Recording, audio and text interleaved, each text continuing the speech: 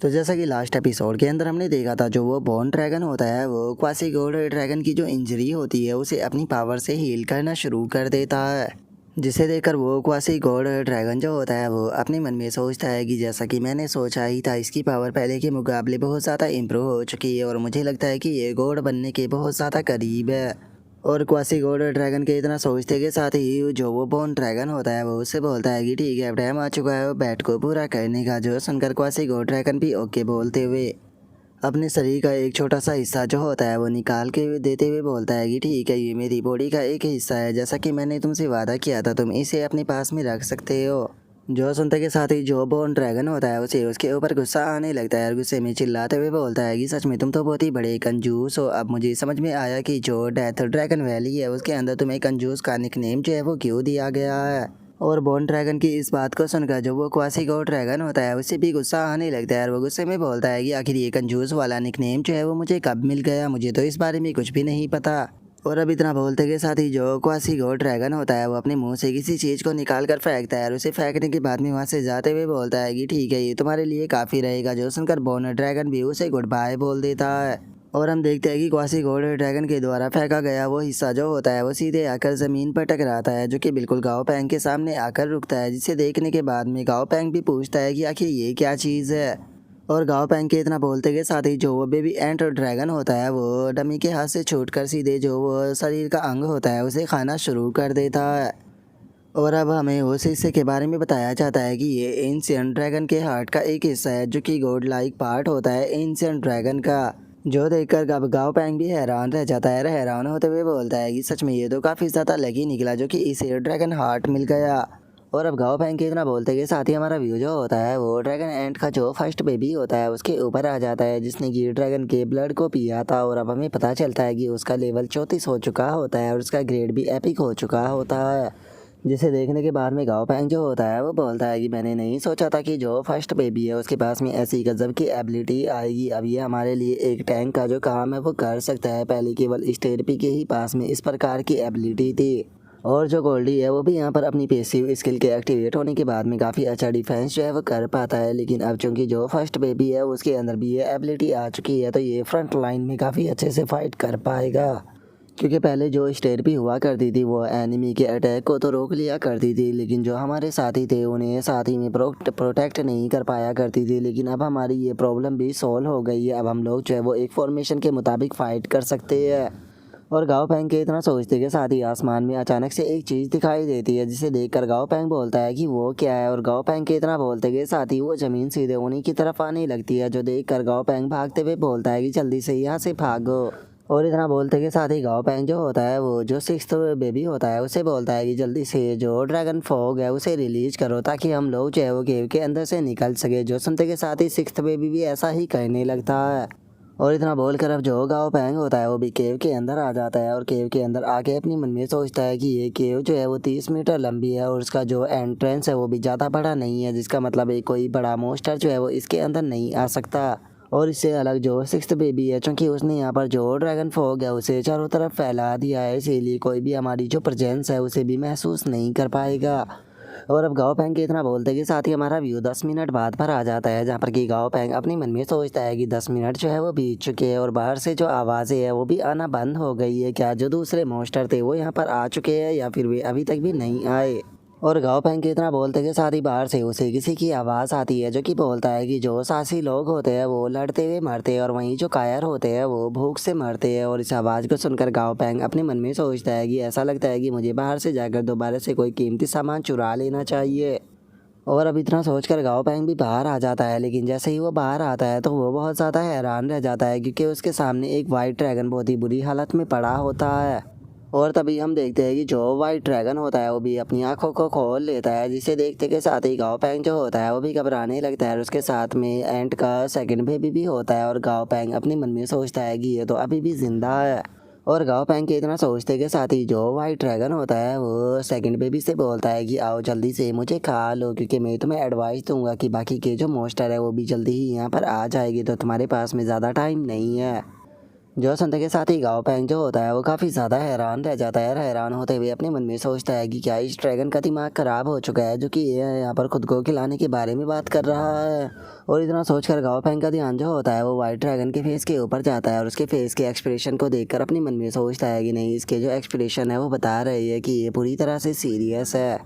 और अब इतना सोचकर गाओ पैंग जो होता है वो सेकंड बेबी से बोलता है कि सेकंड बेबी जल्दी से जो मिस्टर ड्रैगन है उनके पास में जाओ और जैसा वे कहते हैं वैसा ही करो। जो सुनते के साथ ही सेकंड बेबी जो होता है वो बहुत घबराने लगता है और घबराते हुए बोलता है कि लेकिन मास्टर ये बहुत ज़्यादा डरावना है। और उसके इतना बोलते के साथ ही वाइट ड्रैगन जो होता है वो अचानक से अपनी आँख को निकाल लेता है और अपनी आँख को निकाल कर जो सेकंड बेबी होता है उसे देते हुए उससे बोलता है, ठीक है तुम इसे खा सकते हो, इसे खाने के बाद में तुम्हारे पास में एबिलिटी आ जाएगी जिसके बाद में हो सकता है कि फ्यूचर में तुम डीमनों से मेरा बदला ले पाओ। और अब वाइट ड्रैगन की आंख को देखते के साथ ही सेकंड बेबी जो होता है वो भी बहुत ज़्यादा खुश हो जाता है और खुश होते ही वो सीधे उस आंख को खाना शुरू कर देता है, जिसे देखने के बाद में जो वो वाइट ड्रैगन होता है वो भी मुस्कुराने ही लगता है। लेकिन तभी अचानक से वहाँ पर कोई मोस्टर जो होता है वो आ जाता है जिसे देखकर वाइट ड्रैगन भी हैरान रह जाता है और अगले ही पल वो मोस्टर जो होता है वो सेकंड बेबी की तरफ अटैक करने के लिए आने लगता है। लेकिन तभी जो वाइट ड्रैगन होता है वो अपनी टेल से अटैक कर जो वो मोस्टर होता है उसे इंजर्ड कर देता है, जिस कारण हम देखते हैं कि अब वो मोस्टर भी डर कर वहाँ से भाग जाता है। और तभी हम देखते हैं कि वाइट ड्रैगन जो होता है वो गाओ पैंग को निकाल कर अपना कोर क्रिस्टल भी देते हुए उसे बोलता है कि ठीक है तुम इसे रख सकते हो। और अब उस कोर क्रिस्टल को देखते के साथ ही गाओ पैंग भी हैरान रह जाता है और हैरान होते हुए अपने मन में सोचता है कि 1 मिनट रुको, ये तो कोर क्रिस्टल है।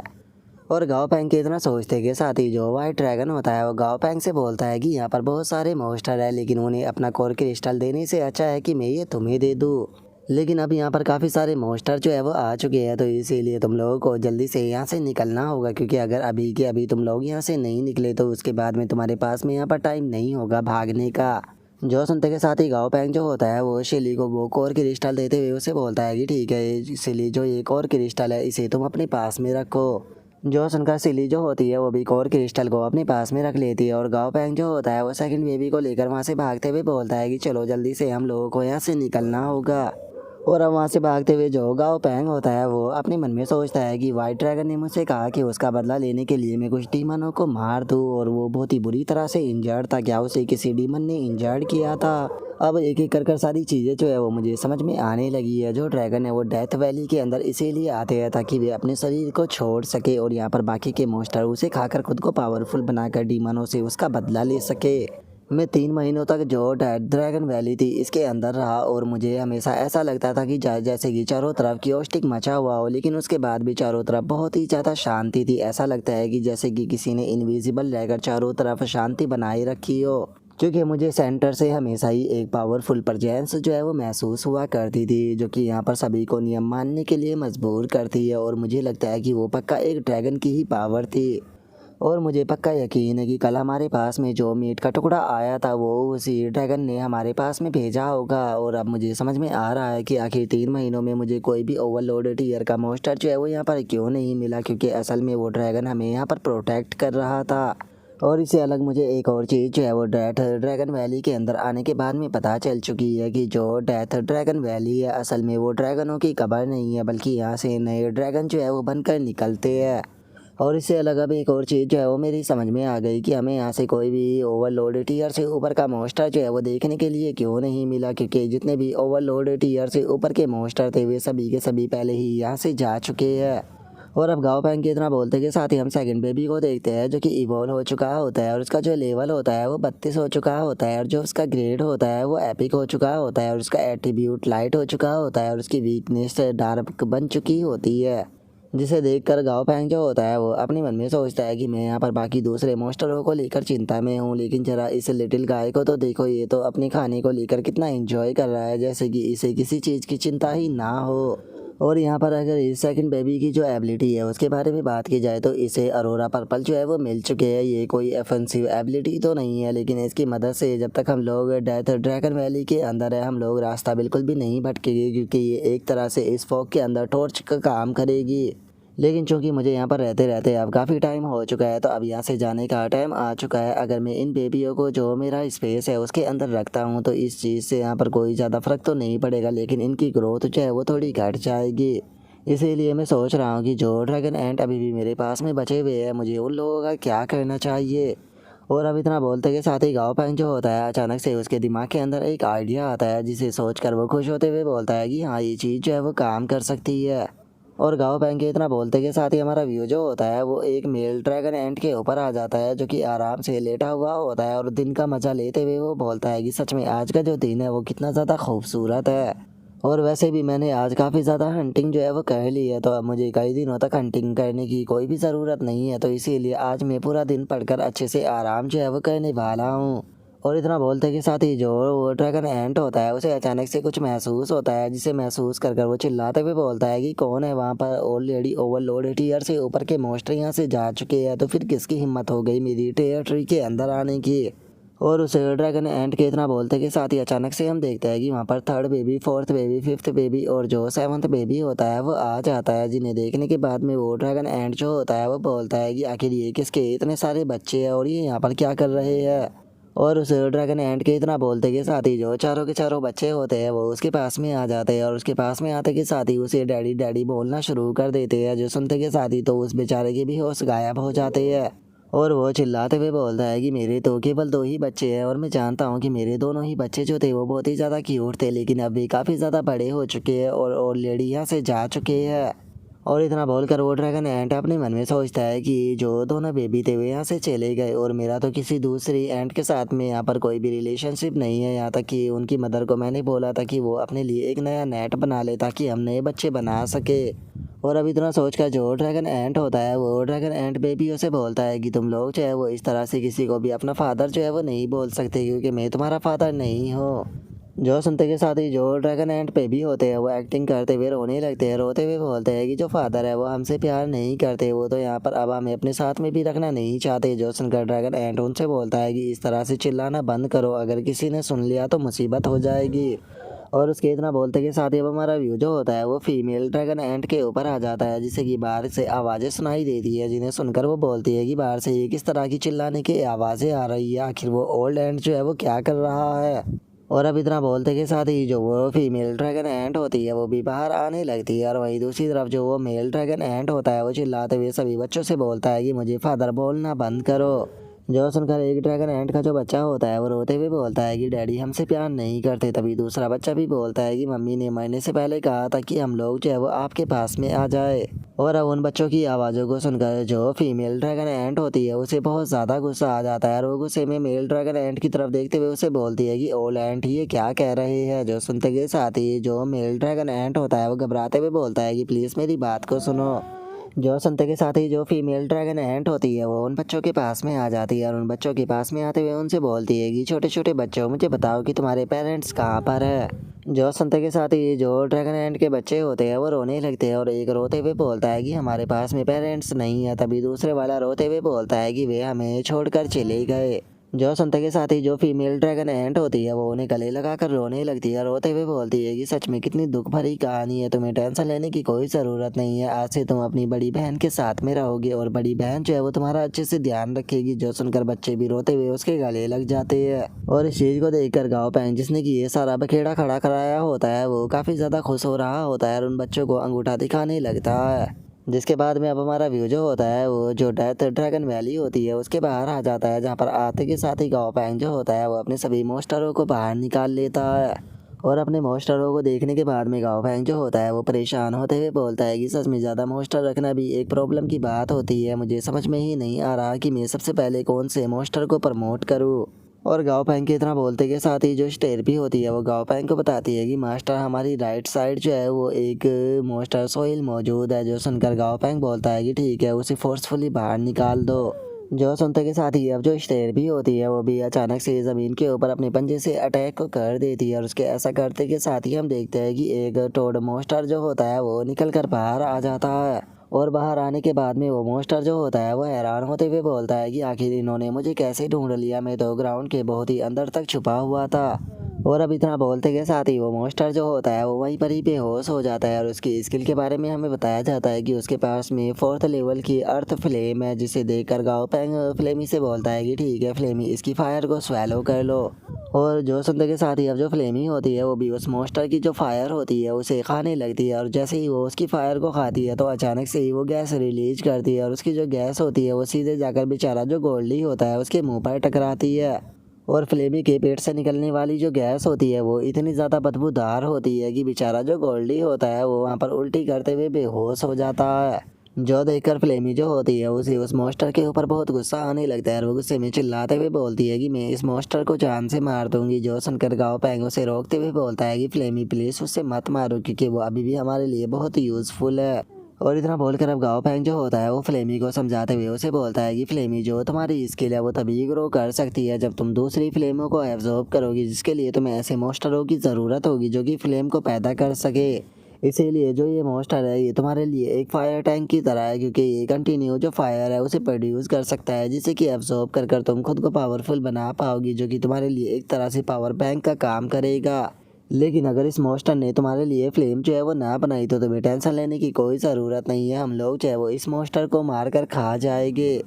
और गाँव पैंग की इस बात को सुनकर जो वो बेचारा मॉन्स्टर होता है वो भी बहुत ज़्यादा घबराने लगता है और घबराते हुए बोलता है कि तुम लोग किसी मॉन्स्टर से कम नहीं हो।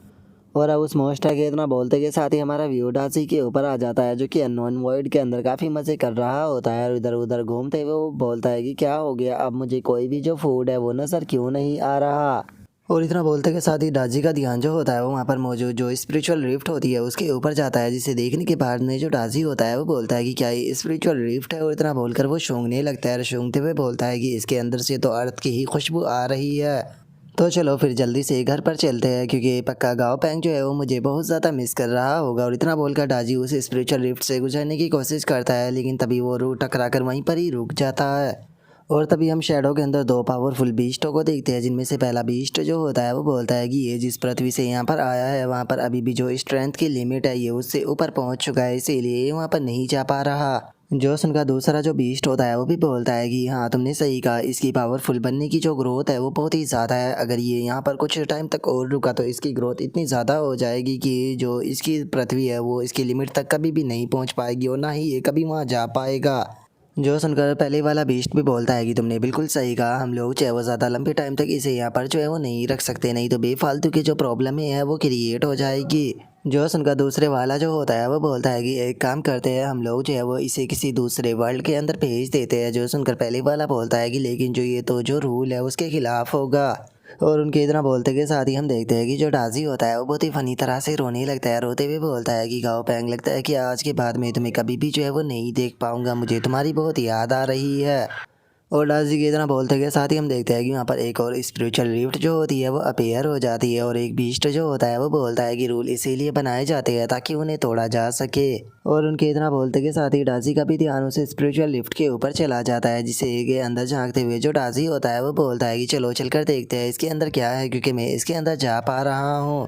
और अब जो डाजी होता है वो उस स्पिरिचुअल लिफ्ट से ऊपर की तरफ झांकने लगता है और झांकते हुए बोलता है कि यहाँ पर तो एक बहुत ही बड़ा सा ओशन है और जो आसमान है उसका कलर भी कुछ और ही है, ये पृथ्वी तो बिल्कुल भी नहीं लगती है, लगता है कि ये कोई दूसरी जगह है। तो मेरे लिए सही यही रहेगा कि मैं इस जगह पर ना जाऊँ, क्योंकि यहाँ पर कोई पावरफुल मॉन्स्टर भी हो सकता है। तो मैं यहाँ पर रुककर तब तक ही इंतज़ार करूँगा जब तक कि मैं दोबारा से उसी जगह पर ना पहुँच जाऊँ जहाँ पर मैं आया था। गाँव पैंग, तुम्हें कुछ और टाइम मेरा इंतज़ार करना होगा। और इतना बोलकर जो डाजी होता है वो पीछे हटने की कोशिश कर रहा होता है, लेकिन तभी एक बीस्ट डाजी को मारकर स्पिरिचुअल रिफ्ट से बाहर फेंकते हुए बोलता है कि तुम्हें अब जाना होगा। और उसके इतना बोलते के साथ ही जो डाजी होता है वो उस दूसरे वर्ल्ड के अंदर आ जाता है। लेकिन जो डाजी होता है वो वापस जाने की कोशिश करता है, लेकिन जो स्पिरिचुअल रिफ्ट होती है वो वहाँ से डिसअपेयर हो जाती है, जिसे देखकर डाजी चिल्लाते हुए बोलता है कि मुझे इस तरह से बाहर क्यों फेंक दिया। और इतना बोलते के साथ ही जो डाजी होता है उसका ध्यान समुंदर के ऊपर जाता है, जहाँ पर कि उसे पता चलता है कि एक मॉन्स्टर जो है वो सीधे डाजी की तरफ ही आ रहा है। और वो मॉन्स्टर आकर डाजी के ऊपर जैसे ही अटैक करता है तो डाजी सही टाइम पर उसके अटैक को डोज कर देता है। लेकिन अब इस चीज़ से जो डाजी होता है उसे भी गुस्सा आ जाता है और वो गुस्से में बोलता है कि बदसूरत मछली, तुम्हारी हिम्मत कैसे हो गई मेरे ऊपर अटैक करने की, क्या तुम मुझे खाना चाहती थी। और इतना बोलते के साथ ही एक डाजी उसके ऊपर बहुत ही पावरफुल थंडर अटैक करता है। जिस कारण हम देखते हैं कि डाजी के अटैक से अब वो मॉन्स्टर जो होता है वो वहीं पर ही मारा जाता है और अब जो डाजी होता है वो भी वहाँ से जाने लगता है और वहाँ वहीं पर ही हम तो और मॉन्स्टरों को देखते हैं।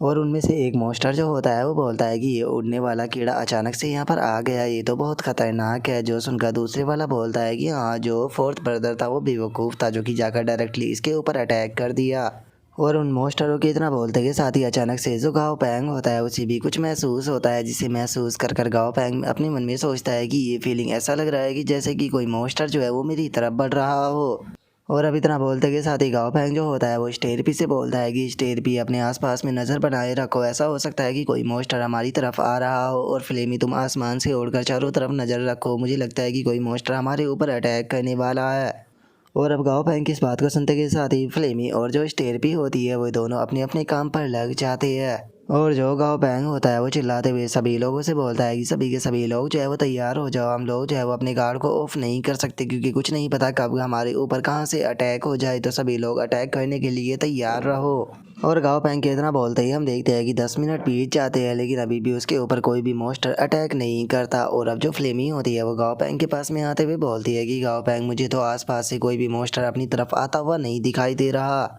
जो सुनकर अब गाँव पैंग जो होता है वो भी बेशर्मों की तरह हंसने लगता है, हंसते हुए बोलता है कि इसका मतलब जो योजना थी वो काम कर गई, हमारा पीछा करने वाले जो मॉन्स्टर थे हम उन्हें भगाने में कामयाब हो गए। और अब गाँव पैंग की इस बात को सुनकर जो फ्लेमी होती है वो गाँव पैंग से बोलती है कि गाँव पैंग, सच में मानना पड़ेगा तुम तो एक नंबर के बेशर्म हो, अब समझ में आया कि तुम कैसे मेरे जैसे एक औसम मॉन्स्टर को पालने में कामयाब हो गए। जो सुनकर बेचारा गाँव पैंग जो होता है वो फ्लेमी से बोलता है कि ठीक है, बहुत हो गया, चलो अब चलकर जो अपनी खोज है उसे शुरू करते हैं। और अब उसके इतना बोलते के साथ ही हम कुछ देर बाद का सीन देखते हैं जहाँ पर कि गाँव पैंग मैप को देखते हुए बोलता है कि अब साउथ के अंदर केवल एक ही भूल भुलैया जो है वो बची हुई है, तो वहाँ पर ट्रैवल कर कर ज़्यादा फ़ायदा नहीं होने वाला, इसीलिए हम लोग जो है वो ईस्ट की तरफ जाने वाले हैं जहाँ पर कि जो समुंदर है वो भी मौजूद है। वहाँ पर हो सकता है कि मुझे कोई शानदार वाटर टाइप मॉन्स्टर जो है वो दिख जाए जिसे कि मैं शायद अपने लिए पेट भी बना पाऊँ। अभी तक मैंने किसी वाटर टाइप मॉन्स्टर के साथ में कॉन्ट्रैक्ट साइन जो है वो इसीलिए नहीं किया था क्योंकि वाटर टाइप मॉन्स्टरों को अपने इन्वायरमेंट की ज़रूरत होती है और वे हमेशा ही पानी के अंदर रहते हैं और मैं उन्हें ऐसे ही अपने साथ में लेकर नहीं जा सकता था। लेकिन चूंकि अब मेरे पास में स्पेस टाइप एबिलिटी जो है वो आ चुकी है तो मैं उसके साथ में ब्लड कॉन्ट्रैक्ट साइन कर कर उसे अपने स्पेस के अंदर रख सकता हूँ और आसानी से कहीं पर भी उसे लेकर जा सकता हूँ।